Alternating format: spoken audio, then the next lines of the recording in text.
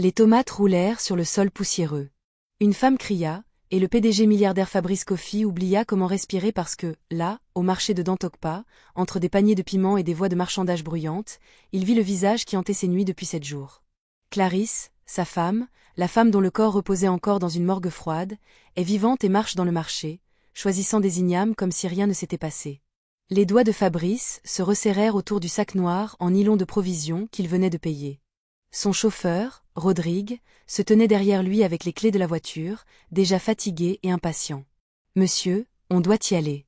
Le trafic commence à se former. » Fabrice ne répondit pas. Ses yeux restèrent sur Clarisse. La façon dont elle inclinait légèrement la tête quand une vendeuse discutait le prix. La façon dont elle frottait son pouce contre sa paume, comme elle le faisait toujours quand elle réfléchissait. Même la petite cicatrice près de son sourcil que Fabrice embrassait toujours quand elle était nerveuse. Non, ce n'était pas possible. Son ventre se retourna, sa poitrine se serra. Pendant une seconde, il crut vraiment qu'il avait enfin perdu la tête. Puis Clarisse se tourna un peu, juste assez pour que le soleil attrape son visage. C'était elle, pas une sosie, pas une étrangère. Elle. Fabrice bougea avant même que son cerveau ne puisse l'avertir. Il marcha dans la foule comme un homme qui court après l'air.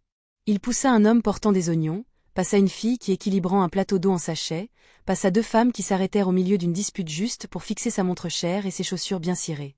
Fabrice continua jusqu'à être assez près pour sentir le parfum léger sur les vêtements de Clarisse. Cette odeur douce qu'elle portait toujours, pas forte, juste propre. Ses mains tremblaient, sa gorge brûlait. Il arriva derrière elle, tendit la main, et il lui attrapa le bras. Clarisse se figea. Le panier de légumes faillit tomber de ses mains. Fabrice se pencha, la voix basse et brisée, comme s'il ne voulait pas que le monde entende sa folie. « Clarisse, comment c'est possible que tu sois en vie ?» Le corps de Clarisse se raidit comme si de l'électricité l'avait traversé. Elle ne cria pas. Elle ne le gifla pas. Elle tourna seulement lentement la tête et le regarda. Et quand elle vit son visage, ses yeux se remplirent si vite que ça lui fit peur. Des larmes s'y rassemblèrent, lourdes et vraies. « Fabrice » murmura-t-elle, comme si elle avait gardé son nom dans sa poitrine depuis trop longtemps. Les femmes autour d'eux se turent. Une vendeuse, tenant des feuilles de baume, fronça profondément les sourcils. « Ah. Ah. Attends, ce n'est pas Madame Coffey qu'on a entendu dire qu'elle est morte ?» Une autre femme siffla. « Baisse ta voix. C'est le grand Fabrice Coffey. » Mais la foule se rapprochait déjà. Des téléphones se levèrent, des murmures se répandirent. Fabrice sentait la tension presser sa peau, mais il s'en fichait. Il ne se souciait que de la femme tremblante devant lui. « Clarisse » répéta-t-il, la voix craquant maintenant, sans se soucier de qui entendait. « Ton corps est à la morgue. » J'étais là. J'ai vu. Clarisse tressaillit comme si le mot « morgue » l'avait frappée comme une gifle. Ses doigts se resserrèrent autour de son poignet, suppliant et terrifié à la fois. « S'il te plaît » murmura-t-elle. « Pas ici. » La bouche de Fabrice s'ouvrit, mais aucun mot ne sortit. Clarisse regarda autour d'elle rapidement, comme si elle s'attendait à ce que quelqu'un surgisse derrière un étal de piments. Ses yeux balayaient les visages. Ses épaules montaient et descendaient vite, comme si elle courait sans bouger. Puis elle se pencha, la voix si petite qu'elle disparaissait presque dans le bruit du marché. « Fabrice, ne pose pas de questions ici. Juste, emmène-moi. » Fabrice avala difficilement. Ses jambes se sentaient faibles, mais son cerveau se réveilla enfin et hurla une seule chose. « Bouge maintenant. » Fabrice passa un bras autour d'elle, pas comme une étreinte romantique, mais comme quelqu'un qui protège un trésor des voleurs. Il la guida à travers la foule. Certaines femmes reculèrent, choquées, d'autres suivirent. Une femme cria même. « Ah wow. C'est un truc de film ça. » Les yeux de Rodrigue s'écarquillèrent quand ils approchèrent du SUV. « Monsieur, ça. » « Ouvre la porte » dit Fabrice sèchement. Rodrigue obéit immédiatement. Clarisse monta vite, tirant son foulard plus bas sur son visage. Fabrice s'assit à côté d'elle. La porte claqua. Le monde dehors sembla loin, comme une radio bruyante.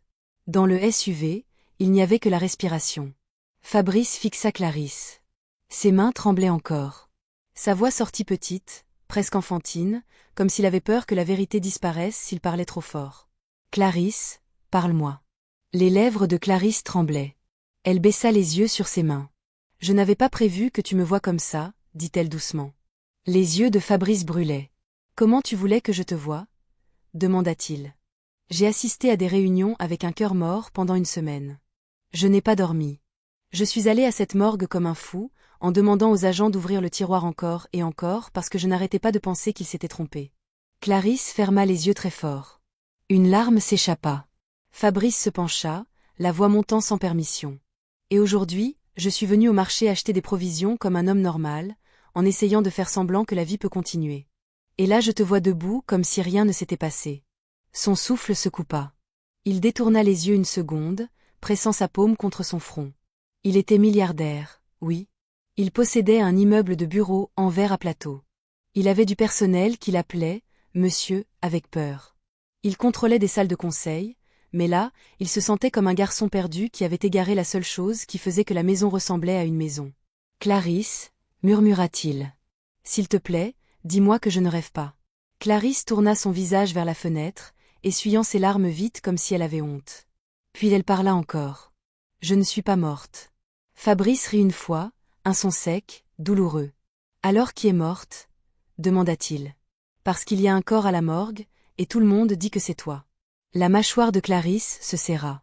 Ses yeux ne quittèrent pas la fenêtre. « Fabrice, roule. »« Rouler où ?»« Un endroit calme, dit-elle vite. Pas chez toi, pas au bureau, pas là où les gens de ta mère peuvent arriver vite. » Ce mot, mère, envoya un froid étrange dans la poitrine de Fabrice. « Madame Mireille ?» demanda-t-il lentement.